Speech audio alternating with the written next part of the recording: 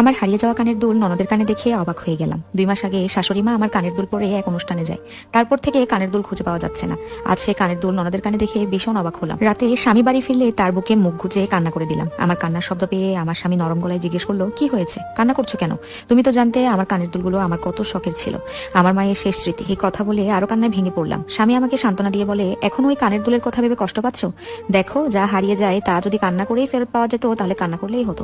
মন খারাপ করো না। তুমি জানো, আজ আমি সেই কানের দুল তোমার বোনের কানে দেখেছি। হারিয়ে গেলে না হয় মন খারাপ করতাম না, কিন্তু আমি কান্নায় কথাটি সমাপ্ত করতে পারলাম না।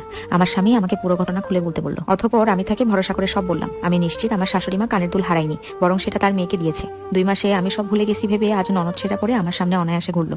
আমি কথাগুলো স্বামীকে খুব বিশ্বাস ভরসা করে বলেছিলাম। ভেবেছিলাম স্বামী আমার পাশে থাকবে, কিন্তু না, আমাকে ভুল প্রমাণ করে দিয়ে আমার স্বামী আমাকে তার বুক থেকে সরিয়ে দিয়ে রাগান্বিত গলায় বলে, তুই কি বলতে চাস? আমার মা বোন চোর, তারা তোর ওই 2 পয়সার কানের দুল চুরি করেছে? নিজের স্বামীর মুখে এমন কথা শুনে আমি হতভম্ব হয়ে গেলাম। আমার স্বামী আবারও কঠিন গলায় বলল, আমার মা বোনকে তোর কি মনে হয়? তারা জীবনে সোনার জিনিস চোখে দেখেনি যে তোর মনে হয় তারা তোর সোনার জিনিস চুরি করেছে? আমি সেটা বলতে চাইনি, আমি শুধু বলতে চেয়েছি। আমাকে থামিয়ে দিয়ে আমার স্বামী অর্থাৎ পলাশ বলে, আমি বেশ ভালোভাবে বুঝেছি তুই কি বলতে চাইছস। দাঁড়া, আমি আমার মা বোনকে ডাকি, যা ফয়সালা হওয়ার তাদের সামনেই হোক। আমি পলাশকে থামাতে চাচ্ছিলাম, কিন্তু পারিনি। সে এত জোরে চিৎকার চেঁচামেচি করছিল যে বাড়ির সবাই দরজার সামনে এসে উপস্থিত হয়ে গেছিল। পলাশ দরজা খুলতেই সামনে আমার শাশুড়ি এবং ননদ পড়লো।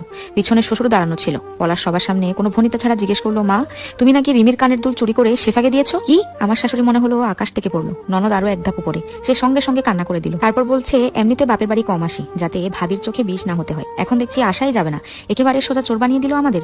ননদের সাথে তাল মিলিয়ে শাশুড়ি বলল, এই দিন দেখার জন্য শখ করে ছেলের বউ নিয়ে আসছিলাম আমি, আজ আমি নাকি চোর? শুনছো গো, আমি নাকি বৌমার কানের দুল চুরি করে শেফাকে দিয়েছি। শাশুড়ি এবং ননদ তাদের অভিনয় শুরু করে দিয়েছে। তারা নিজেদের ন্যাকা কান্না দিয়ে মুহূর্তে পরিবেশ অনেক জটিল করে তুলেছে। শাশুড়ি মা আমার কাছে এসে বলে, বৌমা, তোমার যদি শেফার কানের দুল পছন্দ হয়ে থাকে তাহলে তুমি আমাকে বলতে পারতে, আমি তোমার দুল হারিয়েছি, তার বিনিময়ে না হয় শেফার দুলটা তোমায় দিতাম। তাই বলে এভাবে মিথ্যা অপবাদ দিবা, আমাকে চোর বানিয়ে দিলে? হ্যাঁ ভাবি, এই দুল যদি তোমার পছন্দ হয়ে থাকে তাহলে তুমি রেখে দাও, তবুও আমাদের এভাবে মিথ্যা অপবাদ দিও না। এই কথা শুনে পলাশ আমার দিকে রাগি চোখে তাকিয়ে বলে, দেখলি তুই, এটা আমার মা বোন, যাদের বিরুদ্ধে তুই অভিযোগ দিচ্ছিলি তারা তোকে এক কথায় দুল দিয়ে দিতে রাজি, আর তুই কিনা? পলাশের এই কথার জবাব দেওয়ার মতো কোনো শব্দ আমার কাছে ছিল না। থাকবে কিভাবে? যে মানুষটির হাত ধরে এই বাড়িতে এসেছি সেই মানুষটির কাছে আমার কথার গুরুত্ব নেই, আমি মিথ্যা বলছি তার কাছে মনে হচ্ছে। তখন তাকে কোনো শব্দ বা বাক্য দিয়ে বললেও সে বুঝবে না, এটাই স্বাভাবিক। আমি বুঝতে পেরে চুপ করে গেলাম। এটা দেখে শাশুড়ি মা বলে, কি বৌমা, এখন মুখে কুলো পেটে রয়েছে কেন? মিথ্যা অপবাদ দেওয়ার সময় তো চুপ ছিলে না, তা এখন চুপ কেন? কানের দুল পছন্দ হলে নিয়ে যাও, তাও দয়া করে চোর অপবাদ দিও না, আমরা চোর নই। আম্মা, আমার স্বামী আমার কথা বিশ্বাস করছে না, সেখানে আমার কোনো কথাই এখানে গুরুত্ব পাবে না। তবে আমিও জানি, আপনিও জানেন, ওই কানের দুলটা আমার মাকে সারা জীবন আমি এই কানের দুল পরে থাকতে দেখেছি। আমার বিয়ের পর থেকে আমি পড়েছি, এই কানের দুল আমি চিনবো না, সেটা হতেই পারে না। আমার এই কথা ঘরের মধ্যে বিস্ফোরণের মতো পড়লো। সবাই হতভম্ব হয়ে যায়। এই কথা শুনে আমার শাশুড়ি মা শ্বশুরকে উদ্দেশ্য করে বলে, শুনলে বৌমার কথা? বৌমা আমাকে সরাসরি চোর বললো। আমি চোর?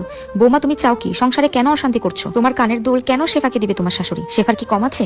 শ্বশুর এই কথা বলার সঙ্গে সঙ্গে শাশুড়ি ফোরন কেটে বলে, না তো, আমার মেয়েকে তো ভিখারি বাড়িতে বিয়ে দিয়েছি, আমরা ভিখারি, একমাত্র তোমার বৌমা কোটিপতি, বাপের বাড়ি থেকে কোটি টাকার জিনিস নিয়ে আসছে, আমরা সেটা চুরি করেছি। না আম্মা, আমার বাবার বাড়ি থেকে কোটি টাকার জিনিস হয়তো নিয়ে আসিনি, তবে অনেক মূল্যবান আমার মায়ের শেষ সম্বল নিয়ে আসছিলাম, যেটা এখন শেফার কানে রয়েছে। এই কথা শুনে তৎক্ষণাৎ পলাশ একটি থাপ্পড় বসিয়ে দেয় আমার গালে। সবার সামনে পলাশ এভাবে আমার গায়ে হাত তোলায় কিছুটা হতভম্ব হলাম। পলাশ রাগান্বিত গলায় বলে, তোর সমস্যা কি? আমার মা বোন এই বাড়িতে না থাকুক সেটা চাস? সেজন্য তখন থেকে উল্টাপাল্টা কথা বলে যাচ্ছিস? তুই আমার মা বোনকে চোর বলেছিস? তোর বউ তো এটাই চাই, আমি আমার মেয়ে এই বাড়ি থেকে বেরিয়ে যাই, তোর বউ একা রাজত্ব করুক, তাই বলে এভাবে চোর বললো? আমি কি চোরের জাত?